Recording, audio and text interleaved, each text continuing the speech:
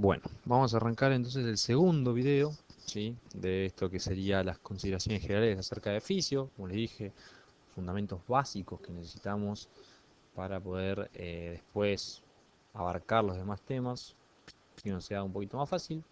Ya habíamos hablado de lo que serían entonces prácticamente las propiedades de la membrana, que no dijimos mucho, y después hablamos de los canales iónicos, ¿sí? Bien, ahora con sus distintos tipos y demás, ahora vamos a completar un poco acerca de esto, ¿sí? Pero antes quiero que veamos esto. El concepto de sinapsis, los distintos tipos y demás.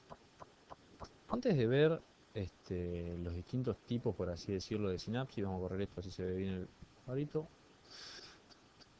Vamos a definirla, ¿no? Vamos a buscarle una especie de definición. Podríamos definirla como una comunicación especializada entre dos neuronas o entre neuronas con sus células efectoras, que son las células excitables. Eso se va a ver bien en clase 1. Que tienen como fin último, por así decirlo, la transmisión de un impulso nervioso, ¿no? Ahora bien, fíjense que más allá de que sean químicas o que sean eléctricas, que son los dos grandes tipos que nosotros tenemos en nuestro cuerpo, siempre van a constar de tres elementos, por así decirlo.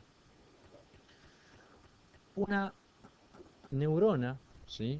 O terminal presináptica, una hendidura o espacio sináptico y una célula postsináptica, ¿sí? Esta sería la neurona postsináptica, ¿sí? Bien.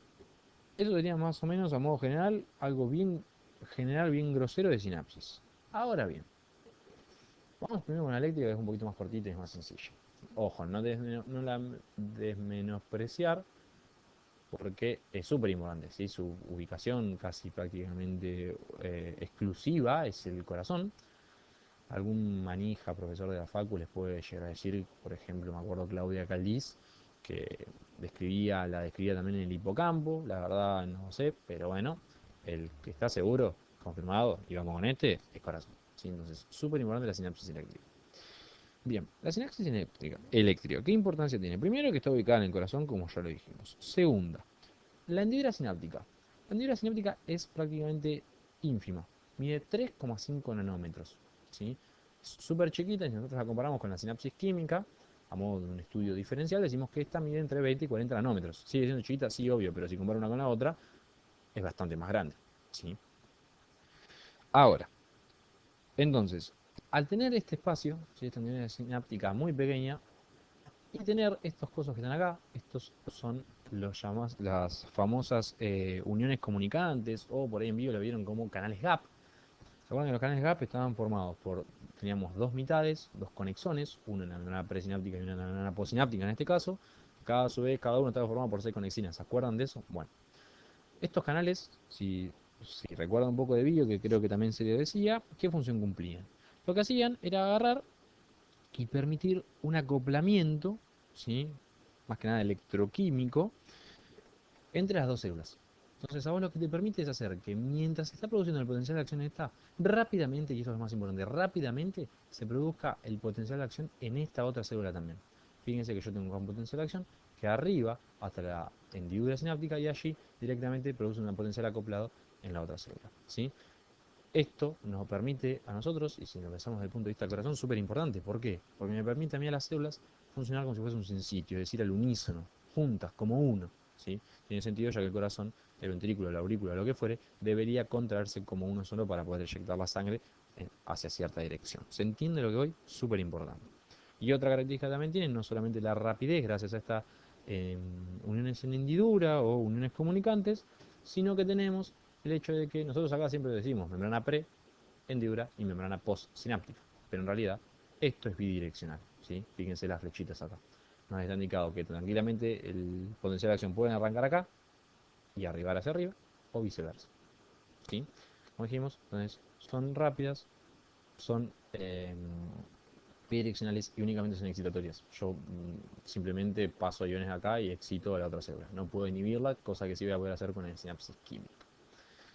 Bueno, ahora sí, pasamos a la sinapsis química, la más importante, ¿sí? Cuando hablamos de una sinapsis química, hacemos referencia prácticamente a la gran mayoría de las sinapsis que tenemos en nuestro cuerpo, ¿sí? Son las predominantes por la mierda. La sinapsis química, ya para empezar, si se fijan, habíamos dicho que la hendidura era bastante más grande, 20 o 40 nanómetros, y que no vemos una continuidad directa, por así decirla, entre las dos neuronas, como si lo veíamos acá, en la sinapsis eléctrica. Entonces, ¿qué es lo que tenemos que ver acá? Fíjense que vamos a tener un potencial de acción que arriba, desde el soma neuronal, por el axón hasta el terminal axonal, ¿sí? Están los botones sinápticos, y se produce, después lo vamos a ver más en detalle, un aumento del calcio, activación de un montón de quinasas y demás, que acá no me interesa. ¿Qué cuestión? Lo que importa es saber que el neurotransmisor, y esto es importante, ahora vamos a hablar de qué es un neurotransmisor, pero entra el concepto de neurotransmisor, está contenido dentro de vesículas, y estas vesículas deben ser, por todo este mecanismo que ya arrancamos medio complejo, mucho más complejo que este que estaba acá,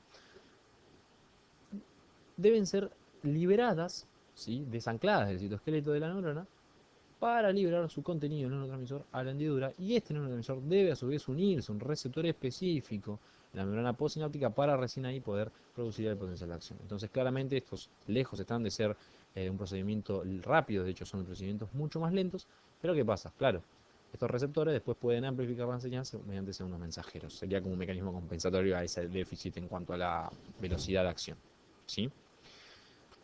También tenemos otra pauta, a diferencia de esto. Son unidireccionales. Acá siempre tengo vesículas con neurotransmisor. Acá en la neurona postsináptica siempre tengo vesículas, perdón, siempre tengo receptores específicos para ese neurotransmisor, ¿sí? Obviamente ni hablar de la especificidad. Si yo acá no tuviese estos receptores que son específicos para este ligando, nunca podría haber se producido la sinapsis química, ¿sí? Pero lo que tienen también de bueno es que pueden ser tanto excitatorias como inhibitorias, dependiendo del neurotransmisor del que hablemos, que ahora vamos a meter un poquito más en fino con eso, ¿sí? Pero bueno, así, a grandes rasgos, sería una sinapsis química a diferencia de una sinapsis eléctrica. Creo que quedó claro, ¿no? Bien. Creo que no me estoy olvidando nada acerca de esto, ¿sí? Bien, bien, bien, bien, bien. Entonces, hablado de eso, ¿sí? No me meto mucho más porque lo demás va a ser en clase 1, ¿sí? Ah, una cosa. Bien, volvemos. Vamos con neurotransmisores, ¿sí? Los neurotransmisores, como dijimos, implicados por ende la sinapsis química. La podríamos definir antes de hablar de esos criterios que tenemos ahí, como una sustancia química que es liberado a la redundancia en una sinapsis química por una de las dos neuronas, que es la neurona presináptica, y que afecta a la otra, a la neurona postsináptica de manera específica, ¿sí? Vamos a ver que, ahora vamos a nombrar algunos ejemplos para que ustedes lo vean, pero que cualquier molécula puede ser un neurotransmisor siempre y cuando reúna estos cuatro criterios o requisitos para ser considerado como tal. Dice que acá, ¿cuáles son? Ser sintetizado en la neurona presináptica, estar presente en el terminal presináptico de esta neurona y ser liberado cuando se lo estimule para ejercer una acción definida, específica, sobre la célula postsináptica, que tiene justamente receptores específicos para este ligando. Además, debe existir un mecanismo de remoción, ¿sí? Esto es una regulación propia que tiene el neurotransmisor, ¿sí? Cuando hablamos de regulación, o sea, podemos hacer referencia a lo siguiente. Podemos decir, ya vamos a hablar más en detalle de los potenciales postsinápticos o presinápticos excitatorios e inhibitorios, según donde esté la sinapsis. Porque una sinapsis puede ser axoaxónica, axosomática o axodendrítica. Siempre vinculado al axón, porque en el axón siempre están las vesículas con el neurotransmisor, esos son los que determinan la unidireccionalidad. Pero bueno, dependiendo de dónde esté el receptor, ya sea en el otro axón, en el soma o en las dendritas, se va a producir un tipo de regulación extrínseca, por así decirlo, ¿sí? Es decir, de afuera. Ahora, una regulación propia de la sinapsis es un mecanismo de remoción, ¿sí? Miren esto cuando veían el concepto de feedback o retroalimentación negativa y positiva, que la negativa decíamos como que era un freno para que no quería más. Bueno, justamente de eso vamos a hablar en un ratito. Y después nada, como último criterio, que al ser administrado exógenamente produce la misma acción, ¿sí? Uno de los neurotransmisores que vamos a hablar es la noradrenalina, que es natural. Nosotros podemos sintetizar también, por así decirlo, darle al cuerpo, administrarle norepinefrina, que es como su similar sintético, por así decirlo, ¿sí? Bien, ahora, ¿qué tipos, o sea, cuáles son los neurotransmisores más conocidos? Ya algunos los fuimos nombrando, fíjense. O sea, pueden ser a grandes rasgos de bajo peso molecular o los neuropéptidos. Los neuropéptidos me chupan un huevo. Nos quedamos con el de bajo peso molecular, que a su vez se los pueden clasificar en aminas biogénicas y aminoácidos. Las aminas biogénicas, ejemplos, acetilcolina, que ya la nombramos, serotonina, dopamina, noradrenalina y adrenalina, ¿sí? Ustedes las que tienen que quedarse realmente son acetilcolina, noradrenalina, las más importantes, ¿sí? Y dentro de los aminoácidos tenemos la glicina, el GABA, que es el ácido gamma aminobutírico, y el glutamato. Lo importante acá son la acetilcolina y la noradrenalina, que ya más o menos lo nombramos. Fíjense que cuando hoy hablamos de los canales, los receptores acoplados a proteína G, dijimos adrenérgicos son los de noradrenalina, alfa y beta, y los muscarínicos son los de acetilcolina, este, que tenemos los M1, M2, M3, M4 y demás, ¿sí? Todos acoplados a proteína G, y después, bueno, además le agregamos los receptores nicotínicos a la acetilcolina. Entonces, fíjense que nosotros pudimos decir muchos receptores para los dos ligandos nada más, ¿sí? O dos neurotransmisores. Esto nos da la pauta y es un concepto súper importante que tener en cuenta, que un neurotransmisor por sí solo no hace nada, no sirve para nada. Él simplemente es un mediador para cumplir una función en un tejido específico según el receptor que tenga, ¿sí? Si yo me pongo a pensar, si yo agarro noradrenalina y la uno a un receptor acoplado a proteína G que sea GQ, va a modificar la concentración de calcio. Y si lo acoplo a un receptor que sea acoplado a GS, va a activar PKA con efectos totalmente distintos, ¿sí? Y es el mismo neurotransmisor. ¿Se entiende lo que voy con el concepto? Es muy general, muy básico y muy importante que lo tengan en cuenta. Bien, ¿qué más? ¿Qué más me falta? Sí, respecto a la regulación, habíamos dicho.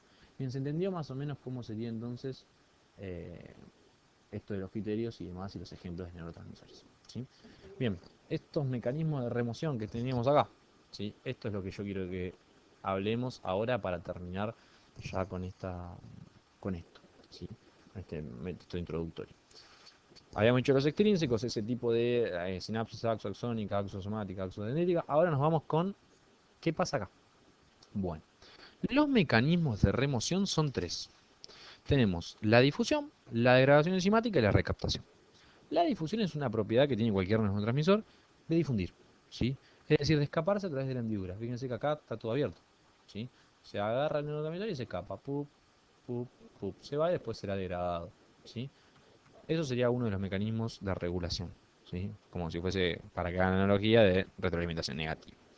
Después, la degradación enzimática. Un ejemplo clásico que tienen que saber ustedes es la presencia de acetilcolinesterasa en todas aquellas membranas postsinápticas, o sea, lo dibujaríamos por acá, que tengan receptores para acetilcolina. ¿Qué es lo que hace la acetilcolinesterasa? Rompe la acetilcolina y te da colina y acetato.